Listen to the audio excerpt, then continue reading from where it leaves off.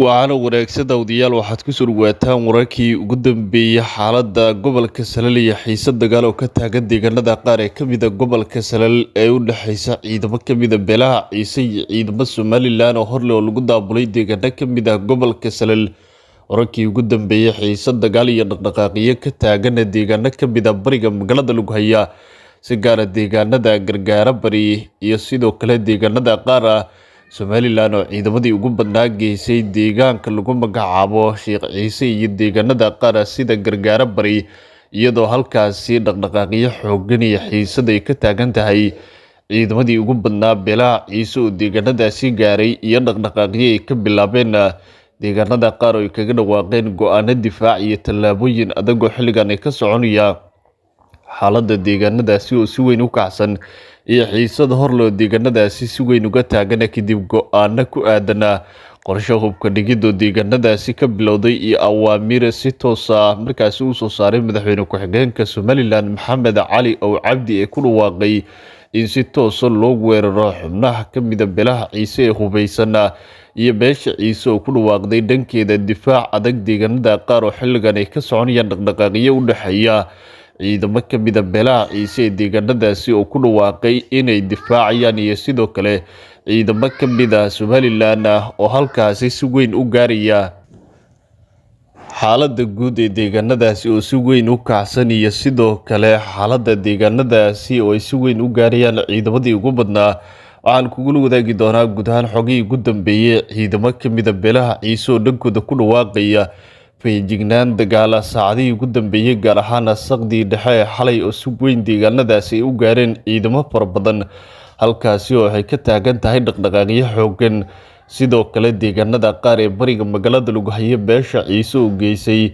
gaadiid dagaal iyo sidoo kale qoryaha waaweyn ee deegaanada qaar ku sugnaa oo dhanka loo wareejiyay iyo Somaliland oo ciidamo fara badan geysay deegaanka Sheekh Ciise iyo sidoo kale deegaano kale sida deegaanada Gargaara halkaasi oo si weyn ay ugu sii qulqulayaan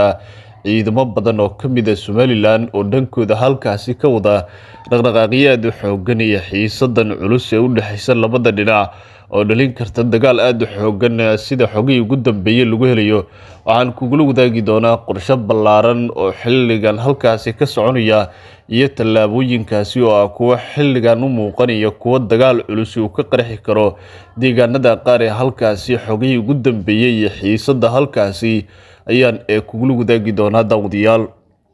Intaan kula wadaagin fadlan nagu soo biiro halka subscribe dhaasiyaad mar waliba halkan kala socoto wararkii ugu dambeeyay guud ahaan xogo xasaasiya warar xaqiiqda ku salaysan dhacdooyinka caalamka wararkii ugu dambeeyay iyo xogo xaqiiqa ayaan halkan kugula wadaagnaa daawadayaal.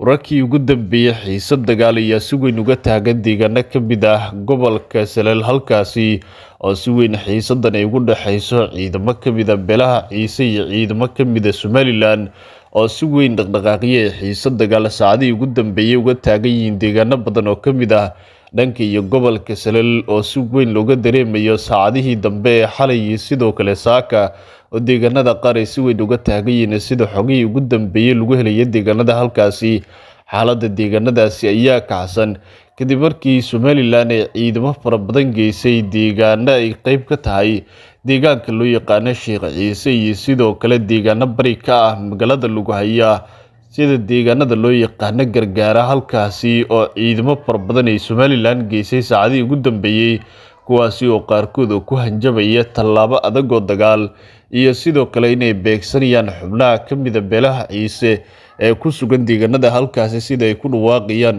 Dhanka beesha Ciise ayaa ku dhawaaqday dhankeeda feejignaan iyo sidoo kale inay deegaanadaasi difaacyo adag xilligan ay ka qodanayaan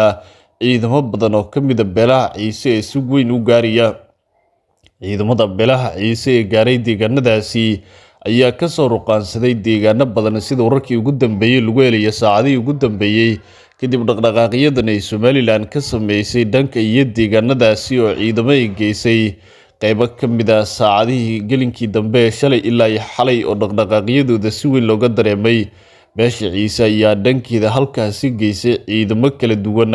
sidoo kalena kaga dhawaaqday tallaabooyin ay qayb ka tahay feejignaan dagaal iyo sidoo kale go'aano culus oo difaaco deegaanadaasi ay xilligan ka wadaan xubno ka mid ah beelaha ciise ee halkaasi dhaqdhaqaaqyo aad u xoogan ka bilaabay. xiisadan u dhexaysa labada dhinac ayaa si weyn salka ugu haysa awaamiir si toos ah u soo saaray madaxweyne ku-xigeenka Somaliland Maxamed Cali oo Cabdi si toos ugu dhawaaqay in weerar adag lagu qaado sidoo kalena si weyn loo beegsado kadib go'aanadii uu ku dhawaaqay ee hubka dhigidda, taasi oo gebi ahaanba xubno ka mid ah beelaha ciise ay ku dhawaaqeen intaasi u arkaana mid si toos loogu beegsanayo beelaha ciise, iyagoo sheegay in gebi ahaanba la hareer maray gogashii nabadgelyo oo ay fadhiyeen, sidoo kalena ay kaga arrinsanayeen sida markaasi loo marayo nabadgelyada gobolka Salal iyo sidoo kale xiisada u dhaxaysa beelaha ciise iyo Gadabiirsi sida wararku ay tilmaamayaan.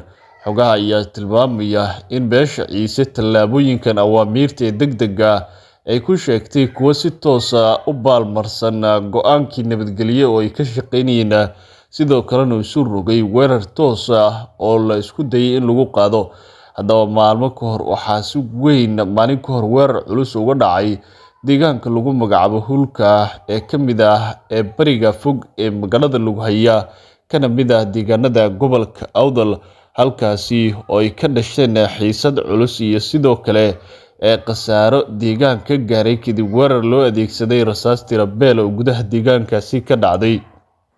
wixii ka dambeeyay xogaha ayaa tilmaamaya inay si weyn uga taagan tahay xiisadan deegaano ka mid ah bariga magaalada Lughaya, halkaasi oo dhaqdhaqaaqyo aad u xoogan ay ka jiraan iyo sidoo kale xiisada arrimaha salka ku haysa ee deegaanadaasi si weyn uga taagan. go'aanadan ayaana kuwo gebi ahaanba muujinaya xaaladda adag ee deegaanadaasi si weyn uga taagan, iyadoo sidoo kale labada dhinac beelaha ciise ay ku dhawaaqayaan feejignaan iyo sidoo kale go'aano difaac oo deegaanadaasi ay u qaadayaan iyo tallaabooyin xoogan oo xilligan ka soconaya deegaanada halkaasi oo si weyn xilligan ay ugu dhawaaqayaan, iyadoo sidoo kale xaaladda guud ee deegaanadaasi ay si weyn u kacsan tahay. Somaliland ayaa ciidamadeeda ku daabushay deegaanka loo yaqaano Sheekh Ciise iyo sidoo kale deegaano kale sida deegaanada loo yaqaano Gargaara ee bariga magaalada Lughaya, halkaasi oo dhaqdhaqaaqyadan aadka u xoogan iyo sidoo kale xiisadan ay ka jirto saacadihii ee ugu dambeeyay, iyadoo ilo deegaanka oo xogaha nala wadaagay ay si toos u sheegayaan in dhaqdhaqaaqyo xalay si weyn looga dareemay deegaanada loo yaqaano Gargaara iyo sidoo kale deegaanka Sheekh Ciise, halkaasi oo ay kala gaareen ciidamo fara badan oo labada dhinac ah, halkaasi oo la filayo in dhaqdhaqaaqyadaasi ay dhaliyaan xiisad dagaal sida ilo deegaanka ay nala wadaageen xogtan ku aadan xaaladda deegaanadaasi ee xilli walba isu rogi kara dagaal. xubnaha ilo deegaanka ee deegaanadaasi ku sugan ayaa sheegaya inay arkayaan ciidamo fara badan oo deegaanadaasi gaaraya ee ka mid ah dhanka Somaliland ee si toos ugu dhawaaqaya in deegaanadaasi aan lagu sii arki doonin shakhsiyaad si ay sheegeen, sidoo kalena gebi ahaanba ay markaasi qaadayaan tallaabooyin adag oo dagaal oo gebi ahaanba cagta lagu barinayo siday ku dhawaaqayaan, iyadoo tallaabooyinkaasi ay ku sheegeen sida ilo deegaanka ay tilmaameen in maanta oo Sabti ah ilaa beri oo Axad gebi ahaanba deegaanadaasi ay ku qaadayaan weerar adag oo looga sifeynayo siday ku sheegeen xubno shakhsiyaad iyo sidoo kale beelo halkaasi ku hubeysan siday hadalka u dhigayaan. ilo deegaanka iyo sidoo kale tilmaamaya in wax ka yar saacad gudaheeda ay dhankooda halkaasi geeyeen ciidamo fara badan beelaha ciise oo gaaray bariga magaalada Lughaya, deegaano badan oo ka mid ah halkaasi oo ay gaareen ciidamo gaadiid iyo sidoo kale qoryaha waaweyn ee dagaalka oo deegaanada qaar duleedkeeda gaaray sida wararku ay tilmaamayaan. tani oo gebi ahaanba ay ku sheegeen xubno ka mid ah beelaha ciise. mid ka mid ah ciidamada beelaha ciise hogaankooda ayaa ku dhawaaqay feejignaan, isagoo sacad